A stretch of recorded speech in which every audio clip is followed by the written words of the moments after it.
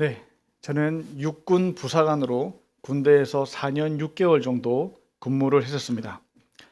대단하죠? 요즘 일반 병사의 군 복무가 2년도 안 된다고 하는데 그런 걸 생각한다면 그래도 조금은 오래 있었다라고 봐주시면 좋겠습니다. 근데 그렇다고 해도 우리 송 목사님과 비교하면 아무것도 아닐 겁니다. 저는 2004년 군번입니다. 그런데 송 목사님은 저와 앞자리가 완전히 다르죠. 1988년도 군번입니다. 송 목사님이 전역하고도 오랜 기간 뒤에 제가 입대했다는 거죠. 그러니 저는 송 목사님 때 어려웠던 군 생활을 다 알 수가 없을 겁니다. 저도 군대에서 많이 맞아봤지만 송 목사님 때만큼 맞아봤겠습니까? 우리 사진 한번 보겠습니다. 네, 요거는 얼마 전 DP라고 하는 군대를 배경으로 한 드라마가 방영해서 큰 인기를 끌었었죠. 드라마에서 가장 마지막 부분에 가장 강렬하게 하고 싶은 말이 있어서 한마디를 남긴 것이 있습니다. 제가 말씀드리는 것보다 영상으로 보는 게 좋을 것 같아서 한 15초짜리인데 준비해봤습니다. 영상 한번 보여주시죠.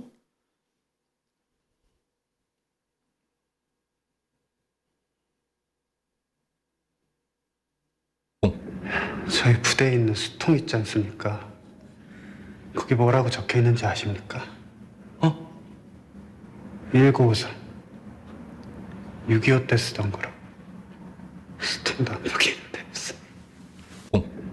네, 나쁜 군대 문화가 우리가 노력해서 바꾸면 되지 않겠느냐 하는 이 말에 수통도 안 바뀌는데 무슨 군 생활이 바뀌겠는가 하는 아주 날카로운 지적이었습니다.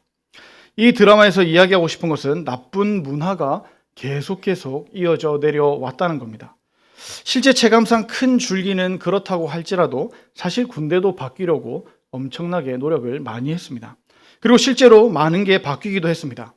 저는 앞에서도 말씀드렸듯이 부사관학교 2004년 7기입니다. 아무도 모르고 아무도 인정해 주시지 않으시겠지만 굉장히 중요한 기수입니다.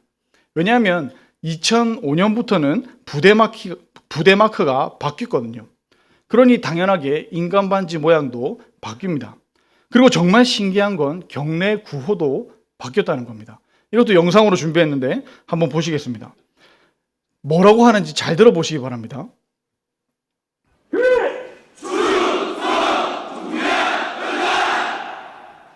충성. 그 다음 뭐라고요? 예, 다 알고 계시네요. 정통해야 따른다. 자막이 나왔어요.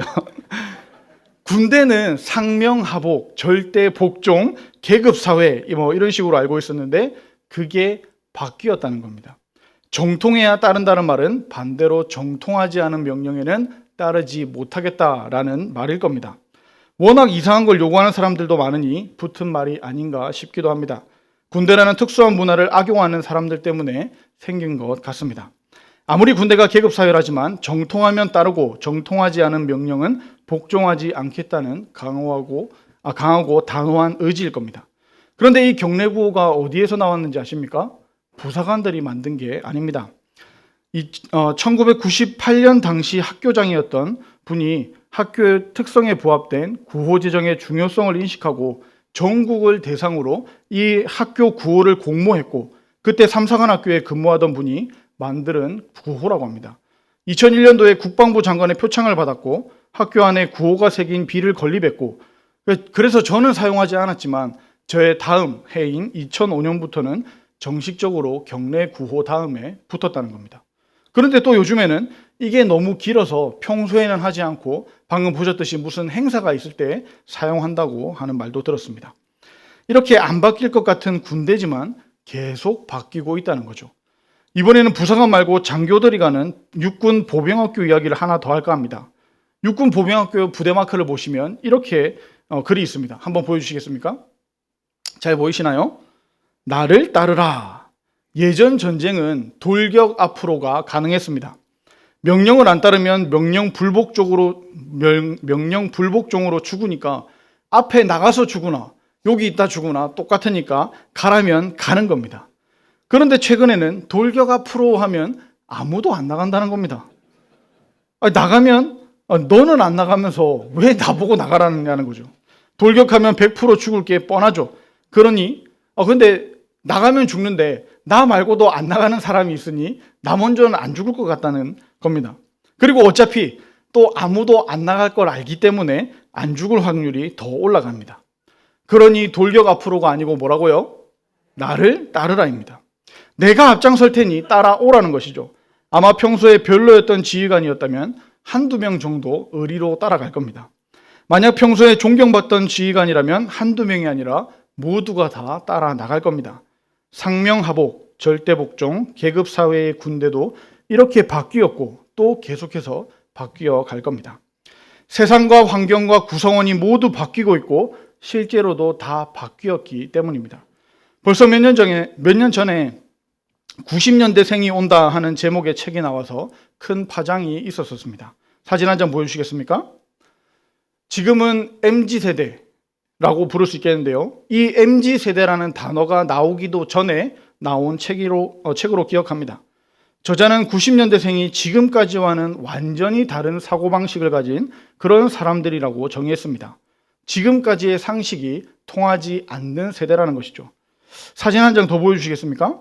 그러니까 예를 들어서 부모님께 순종하고 어른을 공경하고 여자는 보호하고 남자는 참을 줄 알고 이런 것들이 완전히 파괴될 것이라는 당시로서는 굉장히 놀라운 내용이었습니다. 그러나 이 책에서 말했던 것 모두가 지금 그대로 되고 있지 않습니까? 시간이 흘러 그들은 정말로 몰려왔고 사회 분위기가 완전히 바뀌었습니다. 학교에서 선생님을 무서워하는 학생이 없습니다. 직장에서도 마음에 안 들면 바로 때려치웁니다. 이런 대우를 받으며 일해 줄 수가 없다는 것이죠. 회식은 단합을 위해 당연했던 분위기였지만 요즘은 싫으면 안 갑니다. 근무 후의 시간이라는 것이죠. 퇴근 뒤의 시간이니 회사는 그 시간을 나에게서 뺏으면 안 된다는 겁니다. 앞으로 더 지켜봐야겠지만 분위기가 다시 예전으로 돌아가지는 않을 것 같습니다. 교회도 이런 분위기를 알아야 되고 적응해야 되고 대처할 방법과 능력을 키워야 합니다. 왜 교회가 그렇게 해야 됩니까? 당연하죠. 우리가 말하는 다음 세대가 바로 이런 사람들이기 때문입니다. 교회 다니니까 착하고 순종적일 거라고 생각하십니까? 그들도 똑같은 시대를 살아가는 똑같은 사람들입니다. 재미있어야 움직이고 재미없으면 재미있는 다른 거 찾아갑니다. 관심이 있어야 움직이고 관심 없으면 자기가 관심 가진 것으로 따라갈 겁니다. 사람이 복음으로 변화되는 것은 우리가 알고 있는 진리지만 그 복음을 듣게 하려면 먼저 데리고 와서 앉혀서 그 복음을 듣게 해야 되는데 그런 과정들이 필요하다는 겁니다. 오고 싶으면 올 것이고 오기 싫으면 끝입니다. 이게 더 이상하고 그런 것 불편하다고 생각하실 수 있겠지만 예전에 그래왔던 것을 기대하는 사람들은 점점 더 나이가 들어서 은퇴하게 될 것이고 앞으로는 이런 문화에 익숙한 사람들이 더욱 주축이 될 겁니다. 여기서 우리는 복종과 순종의 차이를 살펴봤으면 좋겠습니다. 예전에는 복종이 쉽고 편하고 빠른 길이라고 생각했던 것 같습니다. 예 하면 끝이니까요. 이해가 안 돼도 그냥 하라고 하면 하는 게 모두를 위하는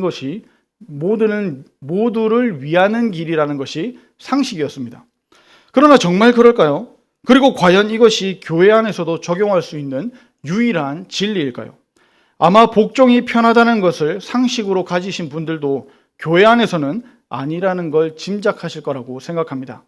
마가복음 9장 35절에서 예수님은 예수님의 십자가 죽음과 부활 뒤에 사도가 될 제자들을 향해서 이렇게 말씀하십니다. 누구든지 첫째가 되고자 하면 무사람의 끝이 되며 무사람을 섬기는 자가 되어야 하리라 말씀하십니다. 마태복음 20장 26절에 예수님은 누구든지 크고자 하는 자는 어떻게 해야 된다 말씀하십니까? 너희를 섬기는 자가 되라고 말씀하셨습니다. 이어서 28절에는 예수님이 오신 것은 섬김을 받으려 함이 아니라 도리어 섬기려 하고 자기 목숨을 많은 사람의 대속물로 주려 함이라고 말씀하십니다. 마태복음 23장 11절에는 너희 중에 큰 자는 너희를 섬기는 자가 되어야 한다고 말씀하셨습니다. 누가복음 22장 27절에는 앉아서 먹는 자가 크냐 섬기는 자가 크냐 물어보시며 누가 크다 하셨습니까? 앉아 있는 자가 아니냐 하시면서 그러나 나는 섬기는 자로 너희 중에 있느니라 말씀하셨습니다.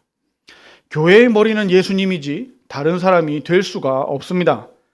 아멘 하셔야 됩니다. 다시요. 교회의 머리는 예수님이십니다. 예수님 외에 다른 어떤 사람이 그 자리를 차지할 수가 없습니다. 머리이신 예수님이 허리에 수건을 두르시고 가장 천한 종이 했던 이 발 씻기는 섬김의 본을 보여주셨는데 예수님의 오른쪽에 앉든 예수님의 왼쪽에 앉든 그 자리도 섬김의 자리라는 겁니다. 교회에서 섬김을 받는 사람이 있긴 있습니다. 섬김을 받는 사람이 누굽니까? 섬김을 받는 사람은 새가족입니다. 새가족밖에 없습니다. 그러니 우리는 지금 이 자리에 앉아 있다는 것은 이미 섬김을 받는 것을 포기하셔야 됩니다. 태권도 사범 밑에 태권도 제자가 나오고 피아노 선생님 밑에 피아노 치는 제자가 나오듯이 온유와 겸손으로 섬기신 예수님 밑에 제자로 모인 우리들은 섬기는 사람이 되어야 합니다. 태권도 학원에서 피아노를 배울 수 없고 피아노 학원에서 태권도를 배울 수 없지 않습니까? 내가 교회 안에서 누구보다 높다는 생각이 든다면 아직 내가 새신자와 같은 신앙이구나 하고 생각하시면 됩니다. 예수님은 어디 가서 섬김을 잘 받으라고 가르치신 적이 없습니다. 어디서든 잘 섬기라고 가르치셨습니다. 그리고 복종이 하나님께서 원하시는 길인가 하는 것도 한번 살펴보겠습니다. 먼저 아담을 볼까요? 선악을 알게 하는 나무의 열매를 절대로 먹지 말라 하셨습니다. 복종하기를 원하셨습니까? 순종하기를 원하셨습니까? 먹으면 죽는다 하는 말은 복종하라는 말일까요? 아니면 왜 이것을 먹으면 안 되는지 이해시키고 설득하시는 걸까요? 하나님은 모세에게 애굽의 왕 바로에게 가서 하나님의 백성을 내놓으라고 5번이나 명령하시고 부탁하시고 회유하시고 설득하시고 결국에는 화까지 내시며 명령하셨습니다. 결국 하나님이 화를 내셨으니 이것도 복종하기를 원하시는 거였을까요? 아니면 하나님의 계획을 이해하고 하나님의 마음을 이해해서 하나님의 일에 동참하게 만들어 가시는 걸까요? 사사시대의 심판과 구원을 계속 반복합니다. 하나님을 멀리하고 떠나는 이들을 하나님도 이제는 놓아줍니다. 너희 알아서 살아봐라 하고 내버려 두십니다. 그러면 평안이 사라지죠. 그러면 살려달라고 구원해달라고 다시 하나님을 부르짖습니다. 그러면 다시 하나님께서 그들을 불쌍히 여기시사 함께 하시고 구원해 주십니다. 그러면 또 그들은 도망가 버리고 하나님을 멀리하고 또 그렇게 합니다. 이것을 계속 반복하죠. 이것을 이렇게 내버려 두시는 것은 하나님께서 복종하기를 원하시는 걸까요? 아니면 하나님께로 완전히 돌아오기를 원하시는 걸까요? 요나가 하나님께서 명령하신 곳과 정반대로 도망갑니다. 태풍을 만나게 하신 것은 내가 이만큼 무섭고 두려운 존재니 내 말에 복종하라는 걸까요? 아니면 이렇게나 악하고 불순종하고 또 도망가는 요나가 정신 차리고 돌이켜서 하나님 말씀에 순종하기를 원하시는 걸까요? 물론 요나는 요나서를 보면 끝까지 순종하지 않습니다. 그런 요나에게 하나님은 왜 니느웨를 용서하시는지를 설명해 주십니다. 요나 4장 11절입니다. 하물며 이 큰 성읍 니느웨에는 좌우를 분별하지 못하는 자가 12만여 명이요 가축도 많이 있나니 내가 어찌 아끼지 아니하겠느냐 하시니라. 무조건 하나님께서 말씀하셨으니 복종하라는 걸까요? 아니면 하나님의 뜻을 공유해서 이 말씀에 순종하기를 이끄시는 걸까요? 이외에도 성경에서는 하나님은 한마디 예 하면 쉽게 끝날 것 같은 일을 어렵게 풀어가십니다. 욥기에도 보면 그렇게 반박 잘하던 욥이 하나님 임재에 꽥소리도 못합니다. 그러나 그것도 복종을 위해서라기보다 순종을 이끄시는 것처럼 보입니다. 이처럼 성경 곳곳에서 하나님은 하나님의 백성들에게 복종이 아니라 순종을 원하십니다. 그렇다면 복종과 순종의 차이는 무엇입니까? 결국 비슷한데 딱 한 가지 차이입니다. 그게 무엇입니까? 나의 동의가 있고 없고의 차이입니다. 나의 동의가 없이 하면 복종입니다. 그러나 나의 동의가 따르면 순종입니다. 사람은 다른 사람이 나에게 동의를 하든지 말든지 그냥 내 말을 그대로 따르기를 원합니다. 그러나 하나님은 하나님의 뜻을 깨달아 하나님의 마음을 가지고 하나님의 뜻대로 행하기를 원하십니다. 중요하니까 다시 한번 말씀드립니다. 하나님은 하나님의 뜻을 깨달아서 하나님의 마음을 가지고 하나님의 뜻대로 행동하기를 원하시는 분이라는 겁니다. 그러니 하나님은 하나님의 뜻을 깨닫기까지 기다려주시고 하나님의 마음을 알 때까지 참아주시고 하나님의 뜻대로 행하시길 기대하며 우리를 지켜봐 주시는 겁니다. 이게 하나님의 방법입니다. 그리고 저는 이것이야말로 우리 다음 세대를 설득할 수 있는 하나님께서 우리에게 보여주신 유일한 방법이라고 생각합니다. 내 뜻을 전했으니 돌격 앞으로가 아니라 나를 따라오라는 겁니다. 나를 따라오는 것도 힘들면 함께 하자는 겁니다. 동행하자는 겁니다. 같이 가자는 겁니다. 내 옆에 딱 붙어서 잘 따라오라는 겁니다. 예전에는 강한 사람 또는 영웅 밑에 사람들이 모여들었다면 이제는 섬기는 지도자에게 사람들이 모여들게 될 겁니다. 이것이 성경에서 말씀하고 또 말씀하고 또 말씀하고 계속 말씀하시는 하나님의 방법이고 예수님이 직접 보여주신 모범을 보이신 방법입니다. 그렇다면 2023년을 시작하고 벌써 2월의 첫째 주를 보내고 있는 우리에게 향한 하나님의 뜻은 무엇일까요? 먼저 오늘 본문을 다시 한번 읽어보겠습니다. 이사야 6장 8절 말씀입니다. 시작.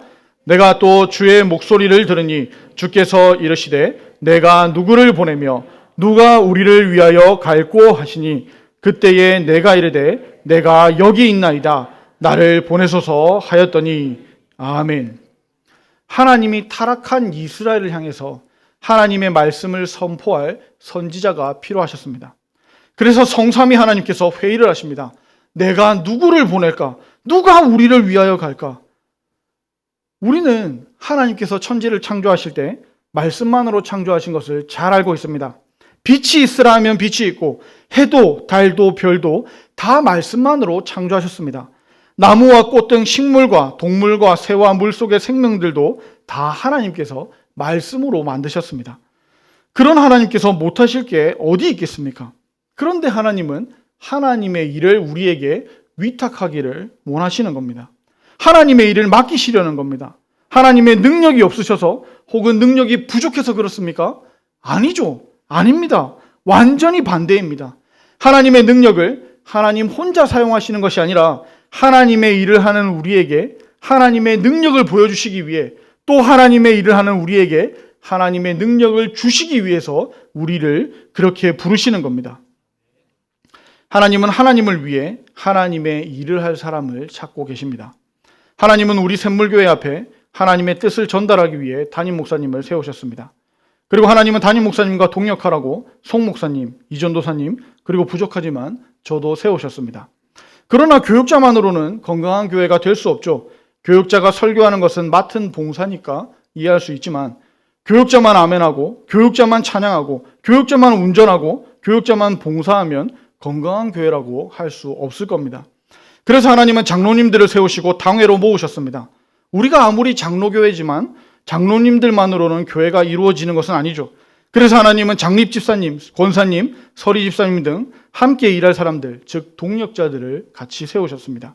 그뿐입니까? 예배 봉사를 위해 교회 안팎의 안내부, 주차 안내, 차량 운행 등 하나님의 일꾼도 세우셨습니다. 특별히 새가족을 위해 새가족 도우미도 세우셨고 찬양대를 세우셨고 찬양단도 세우셨고 눈에 잘 보이지는 않지만 방송실과 화분관리, 청소, 중보기도 등 교회 곳곳에 하나님이 필요하신 곳마다 하나님의 일꾼들을 다 세워놓으셨습니다. 주일학교 교사들의 수고는 두말할 것도 없을 정도로 우리가 계속해서 강조해 왔을 겁니다. 하나님은 이 중요한 곳에 하나님을 대신해서 하나님의 일을 할 사람들을 또 일할 일꾼들을 계속해서 세우셨습니다. 교회는 하나님께서 일하시는 곳입니다. 다른 말로 하나님께서 역사하시는 곳입니다. 그러나 하나님이 직접 하나님의 손으로 일하시는 곳은 아닐 수 있습니다. 왜 그렇습니까? 하나님은 하나님의 교회를 하나님의 자녀들이 하나님을 위해서 대신 일하기를 원하시기 때문입니다. 하나님을 위해 하나님의 일을 할 사람을 찾고 그 사람에게 하나님의 일을 맡기시기 때문입니다. 내가 누구를 보낼까? 누가 우리를 위하여 갈까? 복종을 원하시는 하나님이었습니까? 아니죠. 하나님은 복종이 아니라 순종, 즉 자원하기를 원하시는 분이셨습니다. 하나님이 어떤 분이신지 잘 알았던 이사야 선지자는 당당하게 대답합니다. 내가 여기 있나이다. 나를 보내소서. 이 고백이 저와 여러분의 고백이 되기를 축복합니다. 2023년이 되기도 전에 맡고 계셨던 봉사의 자리에서 오늘도 헌신하고자, 올해도 헌신하고자 작정하신 분들 계십니까? 하나님께서 보고 계시고 알고 계시고 그 봉사의 상을 준비해 놓고 기다리고 계십니다. 올해도 힘들고 어려운 일, 또 억울한 일들이 있을 수 있습니다. 내가 내일 하다 보면 속상하기도 하고 화도 날 겁니다. 그러나 그런 일이 있을 때 이거 내 거 아니고 하나님 거 내가 대신하다가 그런 거니 하나님께서 갚아주실 거라고 참고 견디고 인내했으면 좋겠습니다. 아무도 몰라줘도 뭐 어떻습니까? 하나님만 알아주시면 다 된 것 아니겠습니까? 내가 하는 봉사에 오해와 시비가 없도록 기도하며 묵묵히 꾸준히 그리고 열심히 봉사합시다. 2023년에 새롭게 봉사의 자리를 맡으신 분 계십니까? 하나님께서 그 일을 감당할 지혜와 능력을 더하여 주실 겁니다. 앞에서도 말씀드렸지만 우리가 잘해서 하나님의 일을 맡기는 게 아니라 했습니다. 하나님께서 내가 하나님의 일을 하겠습니다 하는 여러분에게 하나님의 능력을 주시기 위해 하나님의 일을 맡기셨다는 겁니다. 그러니 힘들고 어렵고 부족하다고 생각할 때마다 하나님, 하나님의 지혜를 주옵소서, 하나님의 능력을 주옵소서 기도하시며 사명 감당하는 저와 여러분들이 되기를 축복합니다. 말씀을 맺겠습니다. 오늘 본문으로 삼은 성경 본문을 다시 한번 읽겠습니다. 이사야 6장 8절 말씀입니다. 시작. 내가 또 주의 목소리를 들으니 주께서 이르시되 내가 누구를 보내며 누가 우리를 위하여 갈고 하시니 그때에 내가 이르되 내가 여기 있나이다 나를 보내소서 하였더니 아멘. 오늘 복종과 순종에 대해서 이야기했습니다. 하나님의 뜻도 모르고 무조건 복종하라는 것이 아니라 하나님의 뜻을 알고 동의하며 순종하자고 말씀드렸습니다. 그리고 그것을 뛰어넘어 오늘 읽은 본문처럼 하나님 앞에 자원하는 저와 여러분들이 되었으면 좋겠습니다. 하나님은 계속 찾고 찾으셨습니다.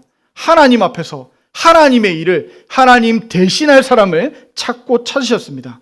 올해도 찾으셨고 벌써 2023년이 한 달이 지난 오늘도 계속 찾고 계십니다. 누가 우리를 위하여 갈고 가라 할 때 예 하는 것도 굉장히 좋습니다. 그러나 더 좋은 것은 자원하여 가라 하기 전에 먼저 제가 가겠습니다 하는 것 아니겠습니까? 교회를 둘러보시며 봉사하고 섬길 것이 눈에 들어오신다면 그 자리가 바로 하나님께서 여러분을 부르시는 자리입니다. 어느 곳이든 자원하여 봉사하고 자원하여 섬기는 저와 여러분이 되기를 축복합니다. 자원이 안 되더라도 결국에는 하나님 말씀 앞에 순종하는 저와 여러분이 되기를 축복합니다.